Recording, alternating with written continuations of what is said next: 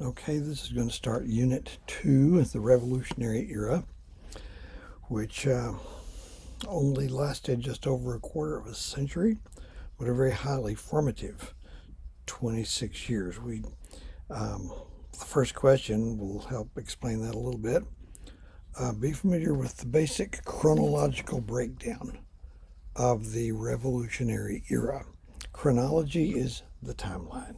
So, um, we date the beginning of the Revolutionary Era, the active Revolutionary Era, to the year 1763. That's the year a big war ended, pitting Britain against France. It started in America, spread to other parts of the world, and brought changes to the British Empire, which led the British government to alter the way they'd been managing and running their empire to tighten up control, which set off a series of events leading to American independence and the Revolutionary War.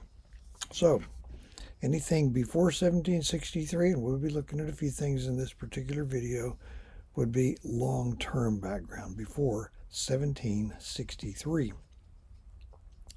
Then 1763 to 1775 is the immediate background. 1763, nobody saw this coming. The colonists were satisfied. A burden had been lifted. Their desire to move west of the Appalachian Mountains had been discouraged by the French alliances with powerful and hostile Indian tribes in that region, and France had lost. Presumably then, English Americans would have access to the rich lands of the Ohio Valley. Anyway, but we'll look at the things that happened. It's just over a decade, some of the most loyal colonists the world had ever seen were alienated to the point of open armed hostility. That borders on a miracle. So, the war itself broke out in the spring of 1775. So, 1775 to 81, the Revolutionary War. The active military phase lasted exactly 6 years and 6 months to the day. Just a coincidence. Don't get into numerology with me. But the war began when British troops were fired on as they left, went back toward Boston from a raid to Lexington and Concord, Massachusetts. And that started the war. For all intents and purposes, the war ended with the surrender of a British army, not the, but a British army, at Yorktown, Virginia on the coast. The British were fired on at Concord April 19th, 1775 to October 19th, 1781. Now, the wider war that the American War had started went on for almost another 2 years. Didn't technically end till the Treaty of Paris of 1783 was signed in Paris in September of that year.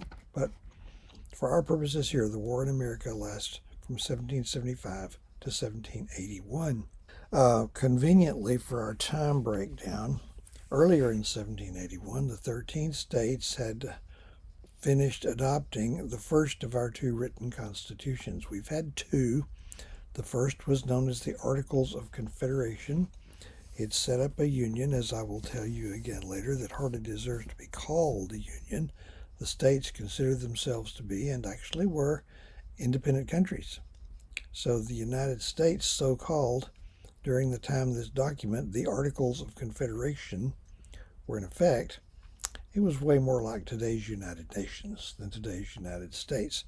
That frame of government, which wasn't really a government, as we'll see, proved not to be adequate to meet our needs. So we'll close out the Revolutionary Era by looking at the writing and adoption of our present Constitution. It was written in the summer of 1787 at the Constitutional Convention. It took upwards of a year to get enough states signed on to put it into effect. we'll conclude in 1789 by noting the initial function of our government under our present Constitution. So there's your basic chronological breakdown. 1770, let me try that again. 1763 to 75, immediate background. 1775 to 81, um, Revolutionary War. 1781 to 1788, Articles of Confederation period, and then overlapping a little bit, 1787 to 89, writing the Constitution and getting it put into effect. Okay, we're going to start with some long-term background issues, and I'm going to try to just plant the seed here and refer you to the supplements for that. There's a whole chapter in the supplements on long-term background.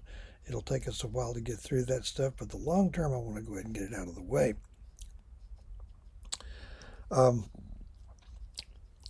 The colonists were, and I keep learning more about this, this is recently acquired in viewpoint, the colonists were less like emotionally loyal to the empire. It was less a matter of loyalty than it was one of economic interest, economic and political interests. There were benefits attached to being in the empire that for a long time outweighed the irritations of being part of the empire. And you get a little of both. As I asked my face-to-face classes, do Americans like to grumble and complain about the government? Well, yeah, it's one of our defining characteristics. You're hardly a good American if you don't grumble and complain about the government. Does that make us rebels? Not usually. It can if you go overboard. Not very many times, though. So it's a matter of the balance shifting to where the negative aspects of being in the empire came to outweigh the positive aspects, and emotional loyalty was not enough to keep us down on the farm once that happened.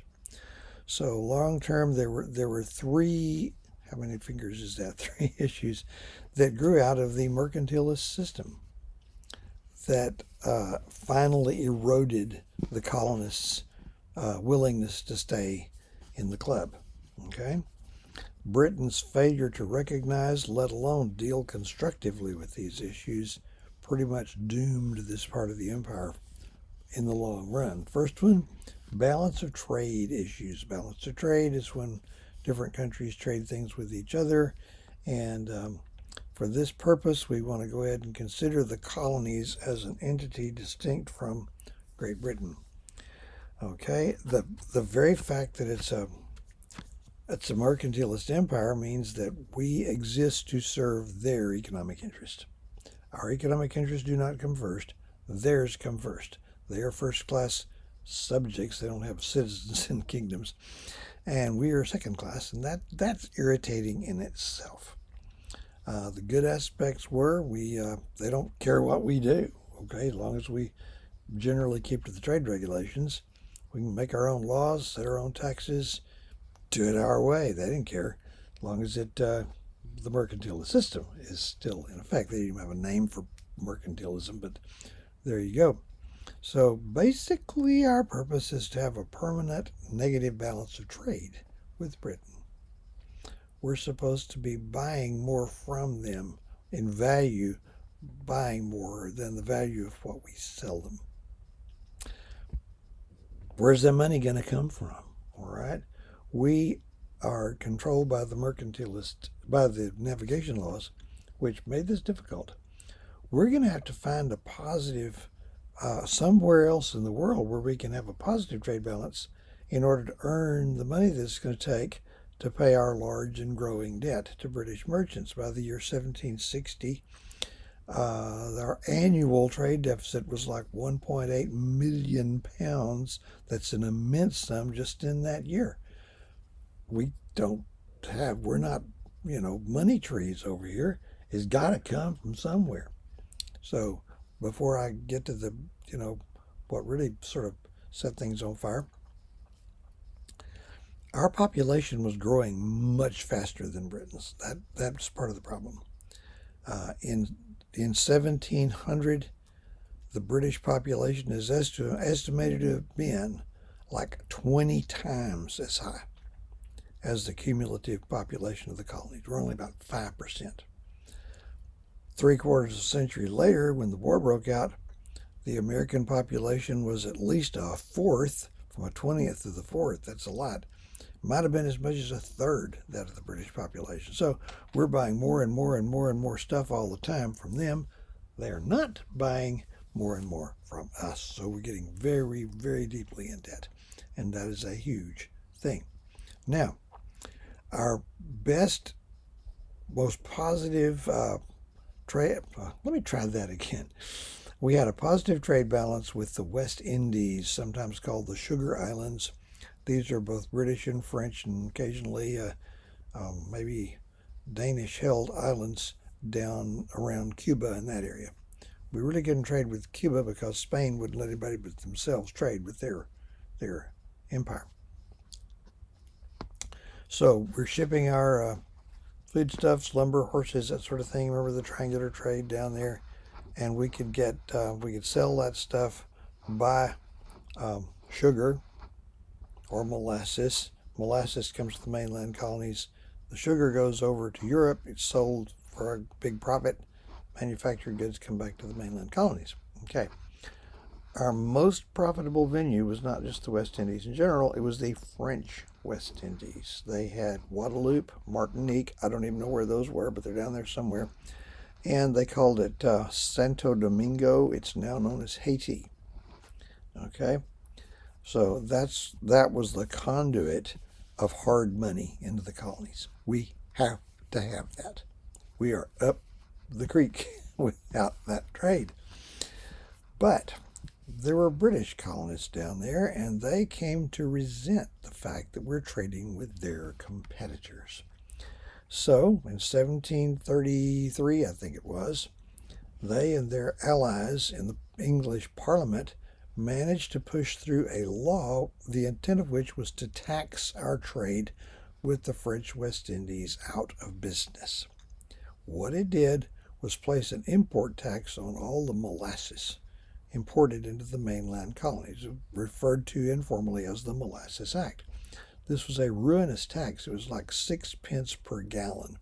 If you have the old version of the paper supplements, it says 6 pence per barrel. They can handle that. 6 pence per gallon, you can't do that. And see, the purpose of it is, without outlawing the trade, simply make it too expensive for us to continue. It just cannot be. So how much economic interest is it going to take to balance that out? Now, sometimes I ask my students, what's the hardest law to break? And I'm not referring to the law of gravity, and this is a trick question. The hardest law to break, if you've been raised to be conscientiously law-abiding, is the first one that you consciously, on purpose, break. Once you've done that, you're over the line. You're on the slippery slope, and it's never going to be that difficult again. So what happens here is that the colonists very quickly become very skilled at smuggling the molasses in. By the way, what's being taxed is molasses imported from non-English sources. They're not going to tax it if we're, trading within the empire. So smugglers go from being regarded as criminals to being regarded as folk heroes, and it's just going on in the broad daylight, and there's not anything much that can be done about it. But how loyal can you be to a government which is going to try to ruin your business under pressure from somebody far away who's more powerful and richer than you are and is not satisfied and wants to be richer still, so they're going to drive you into the ground for that? Can you be loyal to a government that would do that to you? I think not. There are two other imperial or mercantile things. There's issues regarding restrictions on manufacturing. They do not want us developing a serious manufacturing component in our economy. The only heavy industry they supported was shipbuilding. Plus, before it's over, they get to mess in with our colonial money systems. Read about that stuff in the supplement. That'll save me some time here. So there is one more thing that I have to deal with. We'll deal with that in the next video, and that's colonial, or shall we say imperial wars.